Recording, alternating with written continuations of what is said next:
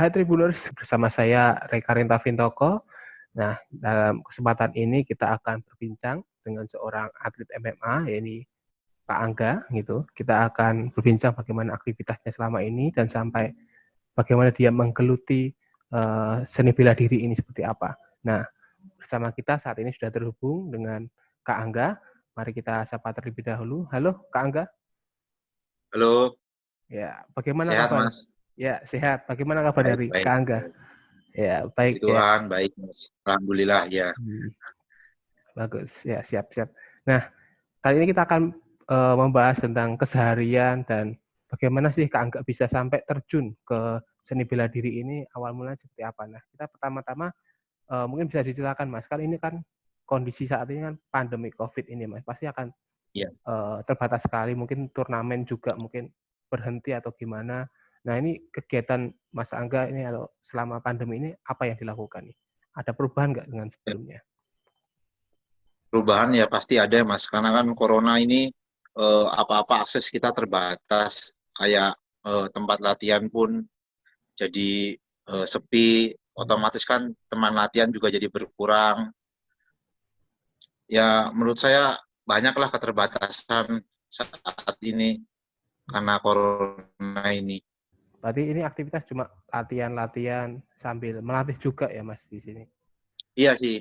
Saya aktivitas sih masih biasa sih Mas. Masih tetap latihan sehari 2 kali, tetap juga melatih dengan ya standar kesehatan lah kita pakai juga sih, cek suhu, tetap sama aja sih. Oke, siap-siap. Kalau dari turnamen sendiri atau ini sedang apa Mas? Mungkin sedang ada nunggu waktu atau memang nunggu selesai corona atau gimana Mas mungkin saat ini? Kemarin sih beberapa kali eh, dikasih tahu sih kalau waktu diadakan pertandingan lagi sekitar bulan-bulan kemarin, cuman kayaknya ini ditunda lagi Mas karena corona kan belum kondusif, masih naik turun kan kasusnya. Jadi mungkin kayaknya sih akhir tahun baru ada sih. Saat ini sih masih off. Oh gitu. Berarti ini cuma untuk persiapan aja sebelum nanti ke Ya sih. turnamen itu. Oke, siap. Nah, kita langsung aja nih Mas. Sebenarnya Kak Angga ini awal mula bisa menggeluti seni bela diri MMA ini seperti apa sih ceritanya gitu Mas? Mungkin bisa diceritakan pada teman-teman di Tribunnews gitu. Seperti apa? Mungkin bisa ceritakan. Oh, ya dulu sih saya cuman karena saya suka bela diri dari kecil ya Mas. Kebetulan saya ketemu pelatih saya Johan Mulia Legowo, saya diarahkan lah. Terus pertama itu menjadi atlet boxing dulu karena tinju saat ini kayak mati suri sih. Terus MMA lebih rame, akhirnya saya diarahkan sama pelatih saya untuk menjadi atlet MMA. Oke, gitu. Berarti dari sejak kecil itu sudah mulai suka ya, Mas? Apa sih yang membuat suka dari bela diri ini? Atau berantemnya atau gimana mungkin, Mas? Yang menjadi suka. Ya saya memang dari kecil suka sih bela diri, suka lihat film-film kungfu gitu, Oh, suka sih. Terus bagi saya olahraga bela diri, apalagi pertandingan-pertandingan ini lebih memicu adrenalin. Terus terutama kan kalau olahraga tim kan kayak kita itu harus satu sama lain tuh harus kompak. Kalau bela diri kan kita secara pribadi latihan sendiri, apa-apa bisa sendiri gitu. Lebih mandiri aja. Lebih oke. suka di situ. Siap. Terus dari kecil terus mulai sampai itu menjadi profesi, mulai menggeluti seni bela diri itu berarti sejak ketemu dengan pelatih tadi ya, Mas Johan tadi. Iya. Sejak apa Mas? SMA atau kuliah atau gimana? Oh, SMA kelas 1 Mas. Hmm. Iya, SMA kelas 1 tuh. Mulai Oh, itu. Dulu sih saya basket sih. Sebelum hmm. bela diri saya lebih menekuni basket. Oke. Berarti SMA kelas 1 sudah mulai suka dan mulai Dan terjun gitu ya, Mas? mulai berlatih, Hmm. bertanding-tanding ya. Oke. Berarti sebelum jadi fighter gitu atau atlet MMA ini berarti eh, Mas Angga ini sebelumnya apa? Suka selain fighter apalagi, Mas? Atau Saya dulu suka olahraga basket. itu ya basket tadi ya. Ya, sebelum jadi fighter saya dulu lebih menekuni basket sih. Hmm. Ada Cuman ya jatuh cintanya di bela diri sih. oh gitu. Tadi Mungkin itu ya. ada keraguan nggak mungkin antara memilih dua hal tadi, ada basket, ada MMA gitu, apa ya sebenarnya bisa sampai oke, aku pilih seni bela diri ini atau MMA ini, waktu itu apa mas? Memang dari dasar memang udah suka bela diri dulu. Hmm. Terus kedua itu eh, kalau bela diri itu kita berhasil itu bener-bener hasilnya kita gitu loh. Kalau basket kan tim. Hmm. Kadang-kadang kan saling membutuhkan teman. Kalau bela diri saya lebih sukai di situ sih. Oke. Oke, kan bela diri ini kan mungkin bagi sebagian orang ya mungkin apa ya namanya terkena dengan kekerasan ataupun ya akan banyak sekali efek-efeknya dibandingkan dengan basket tadi ya. Nah, bagaimana respon mungkin orang tua waktu itu Mas Angga? Mungkin mendukung nggak pas bela diri awal-awal memilih bela diri itu? Bagaimana Mas? Kalau orang tua sih awal pertama sih nggak begitu mendukung ya Mas, karena kan mengalami cedera atau apa. Tapi karena kan saya apa ya bisa membuktikan prestasi gitu. Berarti dari awal mungkin orang tua belum mendukung ya. Berarti mulai mendukung itu Ya belum. sejak kapan Mas mulai akhirnya mendukung Mas Angga untuk fokus di MMA atau fighter ini? Ya saya sering waktu itu kalau bertanding tuh sering ngajak orang tua sih, terutama papa saya. Ya. Kalau pas tanding di Solo, dia saya ajak. Lama-lama dia juga jadi suka juga sih. Terus dia lama-lama malah mendukung saya untuk ya menekuni lah lebih total gitu. Nggak setengah-setengah dia bilang gitu. Berarti dukungan terbesar ini dari orang tua juga ya Mas? Atau ada Ya, lagi dari dukungan orang teman? tua. Oke, sama. Ya dari orang tua terutama papa itu paling mendukung. Nah, oke Mas. Selama mungkin menggeluti bela diri ini, mungkin sudah dari dulu ini, mungkin ada nggak Mas suka dukanya? Mungkin sukanya terlebih dahulu sih. Bisa diceritakan apa sih sukanya untuk bela diri ini? Ya apa ya? Saya memang bela diri ini sukanya karena di Indonesia ini sering ada event sebenarnya, Mas. Oke. Seru lah, Kak, kenal banyak orang dari ibaratnya dari manapun, kalangan apapun, kenalan saya jadi lebih banyak sih dari bela diri ini. Banyak teman lah dari bela diri ini. Oke. Banyak pengetahuan baru juga. Kalau dukanya ya kita tahu lah olahraga, terutama di Indonesia ini kan apa ya? Dukungan dari pemerintah itu kan kayak menurut saya belum total lah. Sebenarnya Indonesia tuh punya banyak atlet bertalenta, cuman karena mungkin dukungan kurang total itu sih. Ya seperti atlet-atlet yang lain lah. Iya. Kalau keluh kesahnya seperti itulah. Tidak terfasilitasi dengan baik oleh pemerintah gitu ya Pak. Ya sih. Ada sih beberapa daerah yang memfasilitasi banget. Cuman ya daerah-daerah tertentu juga ada yang tidak sih. Oke. Kan tadi melihat kondisi ya mungkin dukanya tadi ya. Nah, kalau dari Kak Angga sendiri, apa sih target yang ingin dicapai atau goal yang ingin dicapai Kak Angga dalam seni bela diri ini apa sih? Ya kalau cita-cita sih saya pengen bisa go internasional ya Mas. Bisa membawa nama Indonesia, mengharumkan nama Indonesia ke kancah internasional. Itu aja sih cita-cita saya. Pengen membuat bangga lah.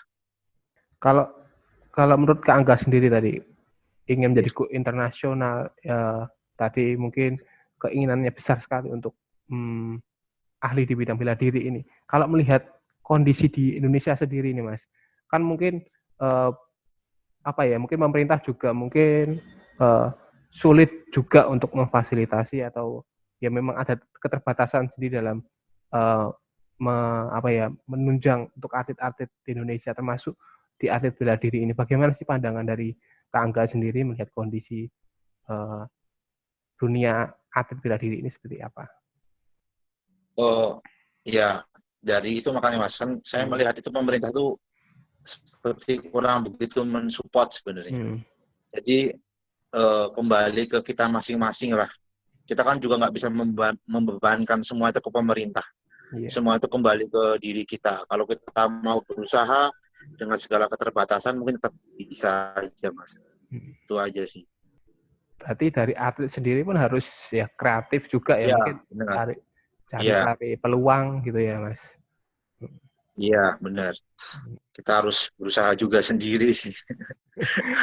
Nah, itu kan prosesnya sangat sulit, Mas, kalau berjuang sendiri di Iya sih. dunia atlet ini. Apa sih mungkin cara yang mungkin yang sedang diperjuangkan mungkin Mas Angga ini untuk ya paling tidak ya bisa mencapai prestasi-prestasi terlebih dahulu sih.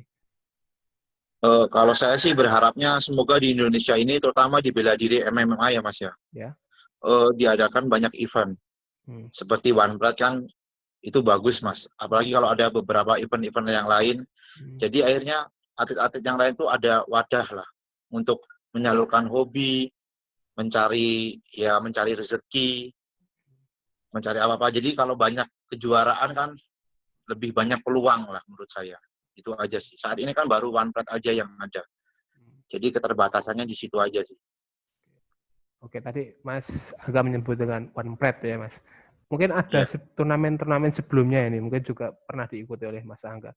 Selama mengikuti turnamen-turnamen tadi seperti One Pride ataupun turnamen yang lain, ada nggak sih mungkin lawan-lawan yang sulit mungkin dikalahkan Mas Angga gitu? Bagi Mas Angga sendiri ada nggak gitu? Bagi saya sih semua lawan yang pernah saya hadapi itu memiliki kelebihan semua sih, dan kekurangan juga pasti ada. Yeah. Tapi terutama yang paling berkesan tuh waktu saya ketemu Theo Ginting. Sekarang dia juga main di One Pride. Okay. Ya itu pertandingan yang menurut saya berkesan karena seru. Bagus.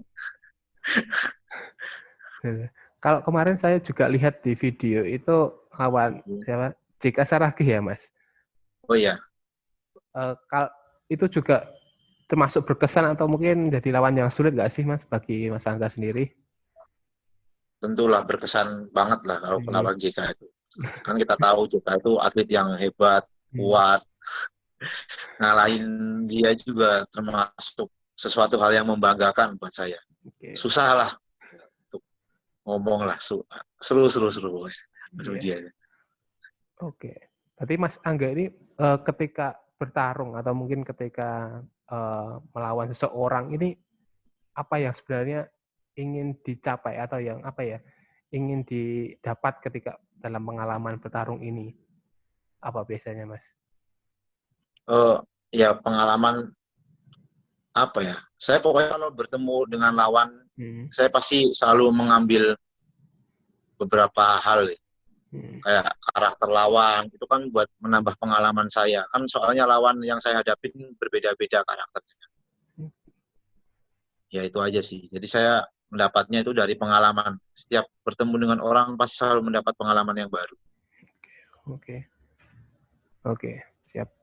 Kalau mungkin sebelum ini sebelum melakukan pertandingan, persiapan apa yang biasanya dilakukan oleh seorang Angga, atau mungkin jaga pola makan tertentu atau gimana, ada nggak Kak kira-kira biasanya? Ya kalau untuk menghadapi pertandingan sih biasanya tetap sama seperti atlet-atlet yang lain Mas. Kita latihan lebih intens, terus mempelajari lawan, istirahat yang cukup, makan makanan yang sehat. Ya sama sih seperti biasa. Berartinya lebih keras daripada hari-hari sebelumnya sih, itu aja sih. Itu nanti akan lebih prima ya ketika menghadapi. Ya, benar. Nah, Kak Angga ini cukup unik karena punya julukan ya Mas. Julukannya siapa? The Hitman ya Mas kalau di One Pride itu ya Mas. Ya. Itu apa sih Mas maknanya? Mungkin The Hitman itu mungkin banyak yang belum tahu makna dibalik sebutan itu seperti apa. The Hitman kan artinya seperti assassin ya, pembunuh bayaran.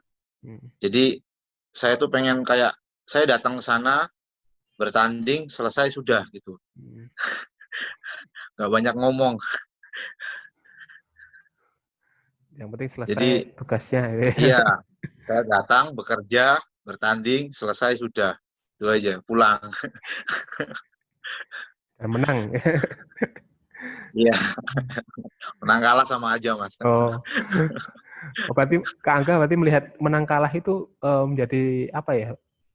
Apa sama aja tadi seperti apa? Mungkin maksudnya seperti apa mungkin Mas?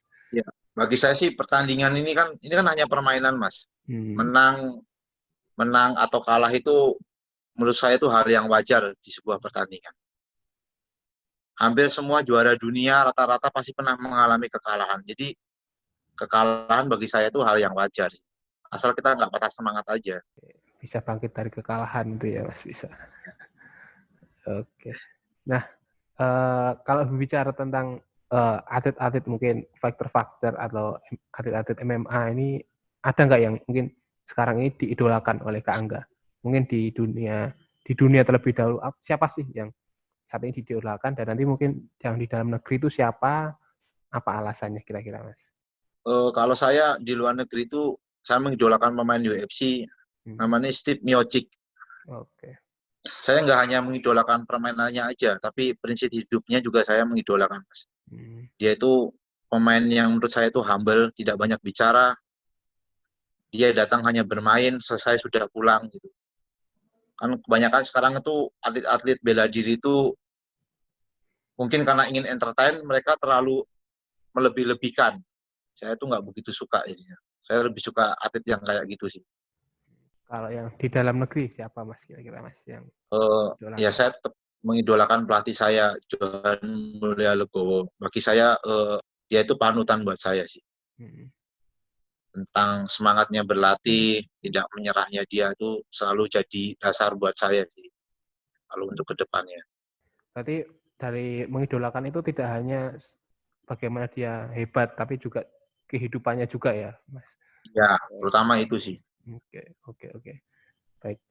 Nah, mungkin ini yang terakhir nih, Mas. Kira-kira ada nggak sih, Mas, pesan-pesan ataupun harapan mungkin saat ini mungkin tentang dunia bela diri ataupun pesan untuk anak-anak muda saat ini ya, mungkin sedang memperjuangkan mimpinya menjadi apa, atlet atau apa gitu. Mungkin ada nggak, Mas, pesan-pesan?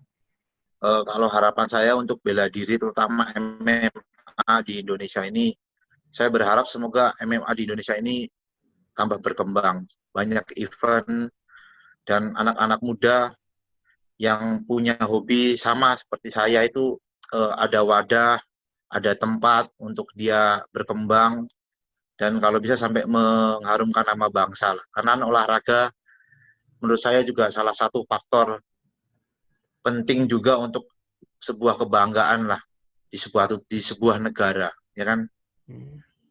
Kalau semakin banyak atlet yang hebat, negara itu semakin dilihat sama dunia. Itu aja sih harapan saya.